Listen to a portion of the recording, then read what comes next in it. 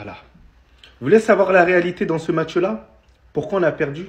Parce qu'on est nuls. On est nuls. Ce match-là, on n'a rien proposé. On était nuls, mais d'une manière. Techniquement, tactiquement, même au niveau des choix, on était nuls. C'est un truc de ouf. Première mi-temps, on se fait dominer. On se fait piétiner dessus. On se fait pisser dessus. Ouais, c'est une dinguerie.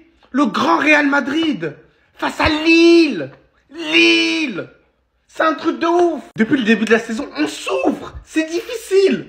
On est asphyxié. Tout le temps, on doit galérer pour gagner un match. Mais là, on va même pas gagner. Mais c'est bien fait pour nous. On mérite pas. Lille, il mérite plus que nous. Respect à Lille. Respect à son milieu de terrain. Respect à sa défense. Respect même à son attaque. On est nuls, tout simplement, dans ce match-là. On mérite rien du tout. Voilà, va falloir se réveiller. Voilà, les joueurs là, on a été endormis. On a manqué d'envie. On les a pris de haut. Voilà, on était arrogants face à eux. Voilà, série d'invincibilité, niette, fini. On redescend sur terre. Voilà, il va falloir travailler. C'est bien fait. Effrayant. Je pense vraiment que ça va être beaucoup plus compliqué que prévu. La deuxième journée de la Ligue des Champions vient de s'écouler. On peut tout de suite jeter un coup d'œil au classement. En première position, finaliste de la dernière Ligue des Champions, Dortmund qui assume son statut. Suivi de l'incroyable club français, Brest. Et là, regardez bien l'enchaînement. Benfica, Leverkusen, Liverpool, Aston Villa, Juventus. Pas un seul club prétendant de base au titre de Ligue des Champions. Jusqu'à ce qu'on retrouve City, Inter. Et là encore, on a un enchaînement avant de retrouver cette partie du classement. Arsenal, Monaco, Bayern, Barça, Real Madrid, PSG, qui ont tous littéralement rencontré des difficultés. Ils viennent de perdre. Ils ont perdu aussi. Ils ont perdu aujourd'hui contre Aston Villa. La difficulté de ce format est beaucoup plus dure que prévu, je peux vous le dire. Entre le fait que les grosses équipes affrontent directement des grosses équipes dès le départ, ou les petites équipes qui n'ont pratiquement aucun complexe, qui veulent faire montrer qu'eux aussi sont là pour une raison, pour une cause. Il est effrayant en fait ce format. C'est trop une dinguerie, hein, je ne m'y attendais pas, bien évidemment. Il reste beaucoup de journées. Et forcément, je m'attends à ce que les grandes équipes arrivent quand même à monter dans le classement sur le long terme. Mais on est à l'abri de rien du tout. Je peux vous le dire, il va y avoir des surprises. Dites-moi dans les commentaires ce que vous en pensez et les éventuelles surprises que vous voyez. Allez-y, Monaco, frappez full Saint-Lô, et le Real c'est de l'eau. Le grand Lille qui se farcit le tout petit Real. La Ligue 1, voilà, fin du tweet. La Ligue 1, retenez ça. Lille comme des hommes. Le LOSC, le DVE, Pierre Monroy, Genesio. Quel match! Quel match! J'y croyais pas! Jusqu'à la fin, j'attendais le penalty qu'ils allaient donner au Real. Jusqu'à la fin, je me suis dit, qu'est-ce qu'ils vont nous sortir cette fois-ci? Rien! Que des patrons sur le terrain. Je vais oublier personne. Jonathan David qui rêve de jouer au FC Barcelone. Mais viens, marhaba bik! Zegrova qui se bute au repli défensif. Gudmundsson. Thiago Santos. Comment? Pardon les Lillois, je peux pas vous manquer de respect, mais comment il joue encore à Lille, lui? Chevalier. Diakité. André. Les Madrilènes, ça... c'est pour vous remettre un petit peu les pieds sur terre. Arrêtez de vous croire invincible. On a les Avengers. Allez, cassez-vous, frère. Avengers de quoi? De quoi tu me parles? Il était où, Mobutu? Il était où, Bellingham? Il était où, le futur Ballon d'Or? Dans les poches de Thiago Santos. Sincèrement, les Lillois, quel match de trompa. Quel match abouti. Du début à la fin. C'est phénoménal ce qui s'est passé ce soir. Et ça, c'est pour rappeler à tout le monde. Il y a des hiérarchies, il y a tout ce que vous voulez. Personne. Je dis bien, personne n'est invincible. Retenez la leçon. Quel pied, quel kiff de voir les Lillois aller vaincre le Real Madrid ce soir. 1-0 avec ce penalty transformé par Jonathan David. Et les Lillois, ils ont mis tous les ingrédients. Tous les ingrédients pour aller jusqu'au bout de ce match-là. Parce que souvent, c'est ce qui manque pour aller vaincre ce Real, c'est de tenir là, jusqu'au bout. Parce que beaucoup d'équipes font des bons matchs face au Real. On pense à Stuttgart encore il y a 2 semaines, qui a dans la production été très intéressant. Par contre, t'as pas été clutch. Et puis au bout d'un moment, t'as fini par craquer, tu prends la foudre. Parce que t'as les meilleurs joueurs du monde au Real, les gars. T'as les meilleurs joueurs du monde qui sont capables sur une accélération, un coup de patte, un coup de génie, de te faire la différence et d'aller gagner. Mais le Real, dans le fond de jeu, c'est pas une équipe qui est belle à voir jouer. C'est une équipe qui est assez dégueulasse dans son fond de jeu. C'est solide, c'est clutch, ça fait mal et ça pique très fort. Par contre, effectivement, on s'ennuie un peu devant ces matchs du Real parce que, voilà, tactiquement parlant, c'est pas une équipe qui est chatoyante. Et ce soir, les Lillois, ils ont réussi à tenir jusqu'au bout, à tenir là dans la tête. Et ça fait plaisir. On a besoin de ces exploits-là pour le football français. Après la victoire 4-0 de Brest, Monaco qui vient égaliser dans les dernières minutes. Le Paris Saint-Germain, c'est le mauvais élève cette semaine. On va pas se mentir, mais ça fait plaisir. Est-ce que pour toi, Lille, avec ce genre de prestations, peut aller chercher une qualification, pourquoi pas en barrage dans cette Ligue des Champions? Ou est-ce que t'y crois pas trop? Et puis pour la symbolique, les gars, chose assez humoristique. Kylian Mbappé qui signe au Real pour aller terroriser l'Europe, qui revient en France et qui se fait taper par Lille.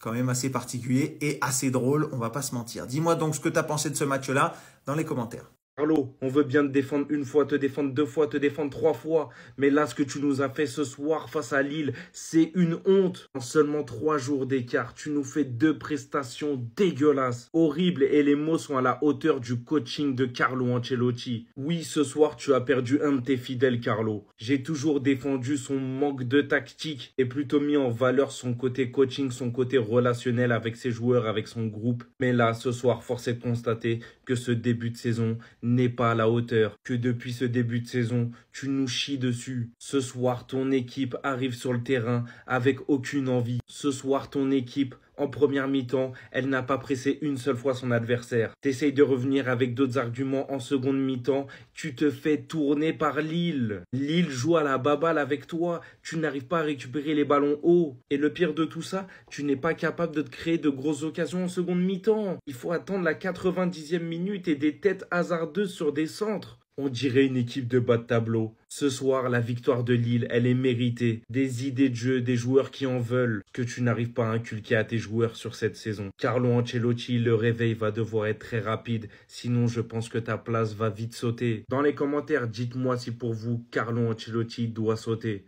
Oh mais les gars, c'est pas possible. Lille face à Real Madrid 1-0. Le petit frère qui est un grand frère. Et la seule chose que vous devez retenir de ce match, sans cet homme et qui est Lucas Chevalier, la muraille de Chine, les gars, n'aurait jamais assisté à une telle hécatombe. Comment c'est possible tout ce qu'il a arrêté? Les gars, comment vous pouvez m'expliquer que Lille, c'est plus fort que le PSG? Lille qui se fait taper en Ligue 1. On parle de Lille en Ligue 1. Allez voir leur palmarès, les gars, revenez. Ils avaient prouvé avant, ils avaient rien prouvé maintenant. Ils viennent de nous taper. En tout cas, la France, comment ils mangent bien. Tous supporters, qu'importe si vous supportez le Real ou quoi, les gars, on peut pas négliger la perf de Lille. Jusqu'à, les gars, t'es mal la réaction de l'arbitre. Non, les gars, c'est ça l'image qui m'a le plus tué. L'arbitre du match qui est en train de pleurer parce qu'il a donné le penalty à Lille. Non, mais les ggars, là, c'est pas possible. Jurez-moi qu'Mbappé, il lui a pas passé un coup de fil pour que là, il lâche une larme. Là, il est finito. Dites-vous là, fin de carrière pour cet arbitre. En plus, il est v'là connu. Obligé de lâcher un petit mot pour les 2 arrêts mythiques que l'Unine, il nous a qui nous a offert, frère. On s'attendait tous à un but à ce moment-là, mais il nous a choqués. Tu vois son visage, est-ce que tu vois un mec perturbé? Y a pas de quoi être choqué, les gars. Y a pas de quoi être choqué. Il est connu pour ce genre de moment, les gars. Il est connu pour ça, wesh. Il a déjà tapé Mourinho. Quand Manchester City était à son prime, collectivement parlant, 2018-2019, c'est qui venait à l'Etihad avec son équipe de bandits et pisser sur Manchester City? C'était lui déjà, les gars. Il aime ce genre de moment. Il sait gérer surtout ce genre de moment.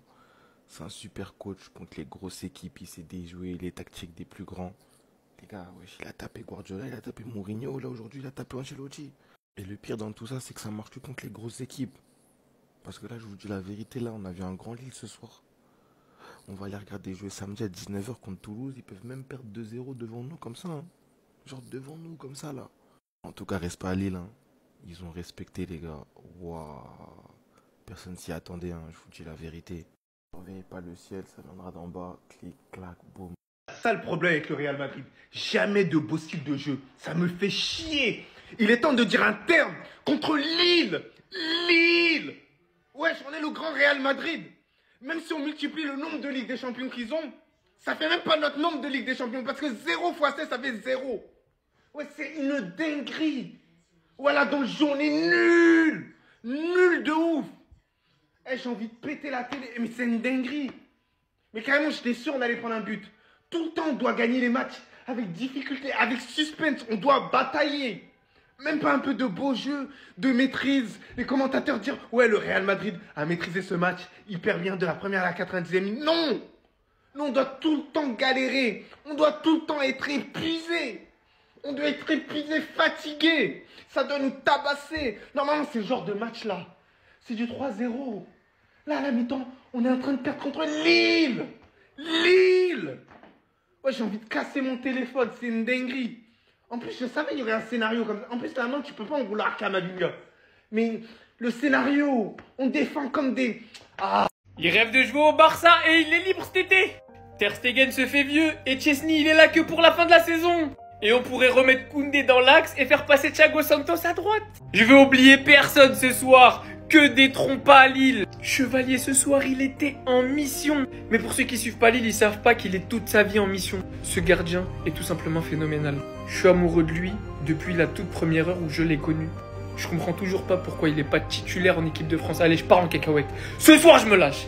Bon, j'avoue, il y a Maignan. Mais en tout cas, ce mec-là, il doit être dans les 3. Et pas en tant que 3e. Jonathan David, qui rêve de jouer au Barça. Qui l'a déjà déclaré en interview que son rêve était de jouer pour le FC Barcelone, qui est libre de tout contrat cet été, c'est-à-dire gratuit, qui pourrait venir remplacer Robert Lewandowski, qui pourrait partir, ça serait sympatoche. Et Thiago Santos, si vous me connaissez, si vous me suivez, j'ai déjà parlé de ce joueur. Je le trouve tout bonnement incroyable, sous-coté, l'un des meilleurs au monde à son poste actuellement, et je le pense sincèrement. On sait que c'est un poste où il y a énormément de manques, c'est très dur d'en trouver sur le marché. Techniquement, offensivement, ce qu'il apporte, et défensivement, je le trouve vraiment bon. Pour l'avoir vu de près de mes yeux à Lille plusieurs fois, je vous jure que cet homme est impressionnant. On va saluer quand même les performances d'autres joueurs, comme Zegrova ce soir, comme Diakité, je me répète. Toute l'équipe a fait un effort collectif monstrueux. Vraiment les Lillois, merci pour le spectacle. Les Marocains, ils veulent plus s'arrêter. Depuis la demi-finale en Coupe du Monde, tous les jours, il y a une nouvelle pépite du Maroc.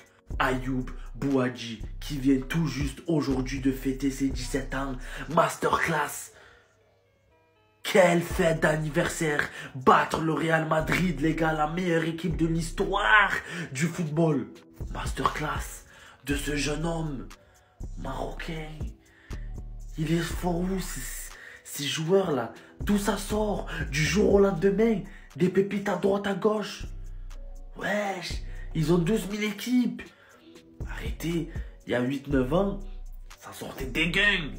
Aujourd'hui, toutes les semaines, il y a une nouvelle pépite qui sort. Dès que c'est un Arabi, c'est obligé, c'est marocain. Hors de question que c'est un DZ ou un Tounsi. Ayoub Bouadji, quel match. Mature, sérieux, incroyable. Félicitations, match exceptionnel. Joyeux anniversaire. Mais wesh, le LOSC qui bat le Real Madrid. C'est une dinguerie. Cet homme-là, à un moment donné, il va falloir en parler. Sérieusement, il va falloir poser le sujet en plein milieu de la table. Tu veux vivre tes émotions en Coupe d'Europe, battre les plus gros cadors européens, frérot, engage Bruno Genesio. C'est ça en fait, c'est comme ça que ça marche. Il est là le code de triche. Alors lui, Ayoub Bouadji, je le connaissais même pas, mais ce joueur, c'est une dinguerie. Il a 17 ans. Il a joué face au Real Madrid comme si il jouait contre Aubervilliers. Frérot, il était dans son milieu de terrain. Il jouait simple, efficace, incroyable. 17 ans.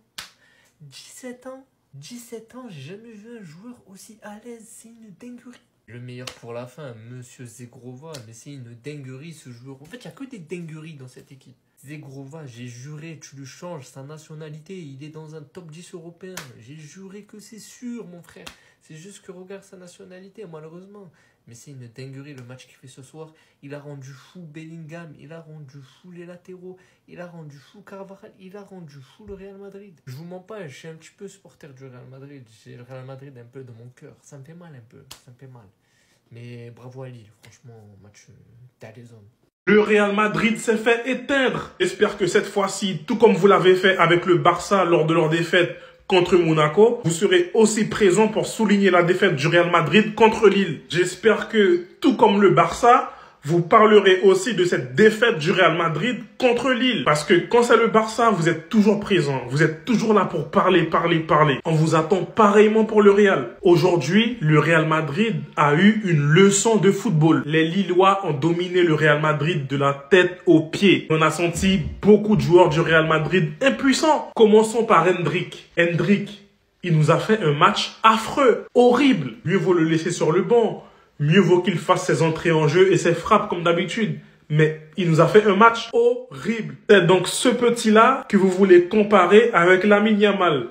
Mais vous êtes des fous. On ne compare pas l'incomparable. Vinicius Junior, qu'est-ce qui t'arrive? Qu'est-ce qui t'arrive, Vinicius? Je ne sais pas si c'est parce qu'il sait qu'il sera potentiellement ballon d'or. Mais cette saison, Vinicius Junior, son niveau de jeu a considérablement chuté. Cette saison, Vinicius Junior, s'il n'y a pas les pénaltys, combien de buts il inscrit? Combien de passes décisives il met? Combien de différences il fait sur le terrain? On n'a plus le Vinicius Junior de la saison passée. Il est passé où ce Vinicius? L'homme du match côté Lille. Le match qu'il nous fait aujourd'hui, c'est du jamais vu. C'est un match incroyable. Il a sauvé Lille. Il a été bon du début à la fin du match. C'était une muraille, le mec. J'espère encore que vous parlerez de cette défaite du Real là. Parce que quand c'était Barcelone, vous étiez là. On vous attend aussi pour cette défaite du Real. Même pas un exploit en fait. C'est même pas un exploit en fait. Ce soir, qui était le Real? Qui était Lille finalement? Lille était beaucoup plus fort que le Real. Les gars, ils ont dominé de partout, frère. Alors il y en a un, les gars, c'est Messi. La mère Zegrova.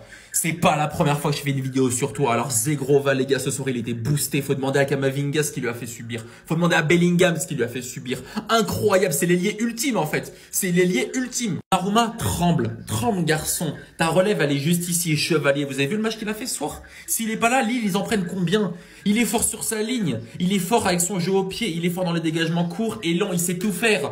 Bienvenue à Paris. Tu veux quoi de plus, frère? Ne faites pas mentir que c'est Dani Alves Prime. La dernière, t'es le latéral boosté que tu penses être. Défensivement, trop fort. Offensivement, j'ai même pas envie de parler. C'est un dribbleur fou. T'es portugais, Luis Campos? Tu t'intéresses à tous les portugais d'Europe? Tu t'es pas focalisé sur lui?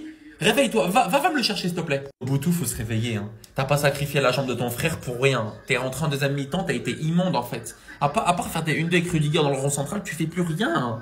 Mais qu'est-ce qui t'arrive? T'as la tête où? Tu as la tête où? Bon les gars, à faire les notes, mes top et flop de ce match contre Real Madrid-Lille, je suis débité, je bégaye tellement, j'ai pas les mots de ce qui s'est passé aujourd'hui. Lunin 7,4, je l'aurais mis un 7 parce qu'il a fait une énorme parade. Il nous a tenu à flot, il a pris un penalty pour rien faire, je l'aurais mis un 7. Caravara 7,3, je peux le concevoir, il n'a pas été trop pris de son côté, il n'y a pas eu beaucoup de monde aussi pour le mettre en danger, donc ouais 7 je peux le concevoir. Rudiger Militao, 6 pour moi, les deux, il n'y a rien à dire, hein. Ça a été normal, mais voilà, ils ont essayé de tenir, on n'a pas subi énormément d'occasions, mais le peu qu'on a subi, ça a été dangereux. Mendy 6,4, bon il me gonfle le balle au pied comme d'habitude, défensivement, contre Zegrova il a assez bien tenu, donc ouais 6,4, 6 si tu veux. Tu as Mendy 6,6, je l'aurais mis un 6 comme d'habitude, aucune prise de risque, aucun mouvement offensif, que des passes latérales ou derrière, on dirait Grealish, le mec il porte pas ses couilles, ça me gonfle d'une manière, pas de prise de risque, encore tu rates, je m'en fous, mais tu essaies quelque chose, des choses ingénieuse. C'est Rudiger qui fait les meilleures transversales et ça c'est pas normal, ça me casse les couilles. Kamavinga 7,3, il revenait de blessure, je vais pas forcément le tirer dessus, il a pas forcément été, c'est lui qui est sur la main, sur la faute, il y a eu quelques bons mouvements, mais voilà, j'ai pas le tirer dessus, je l'aurais mis un 7. Valverde 6,5, je l'aurais mis un 5, honnêtement. 2-3 retours défensifs, mais il a été assez invisible aujourd'hui. Vinicius, j'aurais mis un 0 pointé parce qu'il pue sa grand-mère là. Il pue, il est mauvais, il me gonfle depuis le début de saison, il est plus dangereux, il fait plus peur, il fait que les mauvais gestes, il est à l'envers mais complètement. Bellingham 6,6, peut-être un de nos meilleurs joueurs, je vois 7, je l'aurais peut-être mis, il a été impactant, voilà, toujours précieux dans le cœur du jeu, mais bon, ça n'a pas non plus été extraordinaire, mais comme le Real Madrid. Et Hendrix 6,1, je peux le concevoir, c'est lui qui a la première action du Real Madrid et une des plus grosses actions en première mi-temps, c'est la seule et la plus grosse, 6,1, je l'aurais peut-être mis à 6,5, mais top, Bellingham, Carvajal, Lunin, mes top, mes flops, tu mets tout le monde, j'en ai rien à foutre. On a fait un match de merde et ça me gonfle d'une manière. Dans le jeu, on n'a pas le droit de faire ce qu'on a proposé aujourd'hui. Quel exploit! Mais quel exploit! Bravo à Lille! Bravo aux Lillois! C'est incroyable ce qu'ils viennent de faire ce soir. Ils viennent de faire tomber le grand d'Europe. Je ne sais pas si vous vous rendez compte, mais faut dire ce qui est. Les gens du Nord savent recevoir. C'est comme ça, c'est dans leur gène. Il fait froid dans le Nord, mais là-bas, ils ont des cœurs chaleureux. Ils te reçoivent tellement bien que ça donne ça, en fait. Ben oui, le Real. Vous pensez jouer contre qui? Ils avaient la rage ce soir, ils voulaient absolument gagner. Et ça s'est vu dès la première minute. Ils cavalaient sur le terrain. Ils n'étaient pas là pour blaguer. Ils se la donnaient à fond. Ils étaient combatifs. Ils voulaient rien lâcher. Quel esprit! Ils ont gagné en esprit ce soir.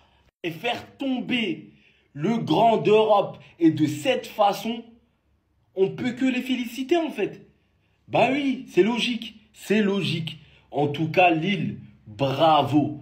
Là, vous avez montré un visage, vous avez montré un niveau Franchement, c'est fort. C'est bien fait pour notre grosse gueule, voilà. Bien fait pour cette équipe de merde. Merci aux Lillois, merci à Lille, merci à Bruno Genesio d'avoir corrigé cette équipe du Real Madrid. On ne méritait pas contre Valladolid, on ne méritait pas contre Stuttgart, on ne méritait pas contre l'Atlético, on ne méritait pas contre Mallorca, on ne méritait pas contre la Real Sociedad. Enfin, cette équipe est punie. Parce que c'est ça dont elle avait besoin. Elle avait besoin d'être corrigée bien correctement. En plus, c'est en Ligue des Champions. 36 matchs, 18 janvier que t'es invaincu. Tu te fais taper comme ça par une équipe de Lille, qui est même pas la meilleure équipe de Lille de ces 5 dernières années. Bien fait pour ta gueule, voilà. Toi, les changements à la 50e, c'est que quand tu veux, hein. Que quand on perd. Que quand on perd, t'as fait rentrer Güler, Modric, Mbappé, c'est trop tard. Zegrova, Jonathan David, ils t'ont donné une leçon de football. Benjamin André, Benoît Chevalier, c'est bien fait. À mettre des 6 défenseurs contre l'Atlético,